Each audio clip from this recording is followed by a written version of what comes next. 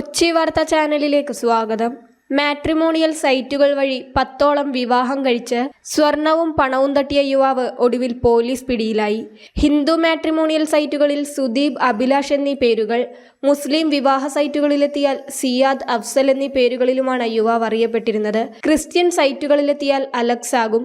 ഇങ്ങനെ മതം നോക്കാതെ വിവാഹ തട്ടിപ്പ് നടത്തി ലക്ഷങ്ങൾ കൈക്കലാക്കിയ യുവാവാണ് ഒടുവിൽ പോലീസിന്റെ പിടിയിലായത്. എറണാകുളം തൃപ്പൂണിത്തുറ ഉദയംപേരൂർ സ്വദേശി അയ്യപ്പദാസ് എന്ന 33-കാരനാണ് മതേതര വിവാഹ തട്ടിപ്പിനൊടുവിൽ പോലീസ് പിടിയിലായത്.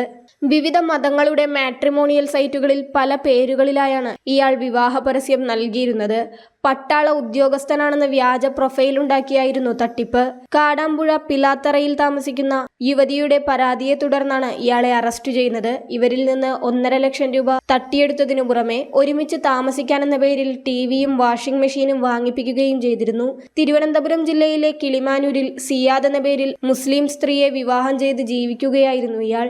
താനൂർ ഡിവൈഎസ്പി വി ബെന്നിയുടെ നിർദ്ദേശാനുസരണം കാടാമ്പുഴ പോലീസ് ഇൻസ്പെക്ടർ KC വിനുവിന്റെ നേതൃത്വത്തിലുള്ള അന്വേഷണ സംഘമാണ് അയ്യപ്പദാസിനെ അറസ്റ്റ് ചെയ്തത്. വിവാഹബന്ധം വേർപെടുത്തി വീണ്ടും വിവാഹത്തിന് താല്പര്യമുള്ള സ്ത്രീകളാണ് പ്രധാനമായും ഇയാളുടെ ഇരകൾ. 10 സ്ത്രീകളിൽ നിന്ന് സ്വർണവും പണവും തട്ടിയതായി പ്രതി തന്നെ സമ്മതിച്ചതായി പോലീസ് പറഞ്ഞു. മാരാരിക്കുളത്തെ യുവതിയിൽ നിന്ന് 5 ലക്ഷം രൂപയും പാലക്കാട് അലനെല്ലൂരിലെ അവിവാഹിതയായ യുവതിയിൽ നിന്നും ചാവക്കാട്ടെ വിധവയിൽ നിന്നും 10 ലക്ഷം രൂപ വീതവും തട്ടിയെടുത്തു.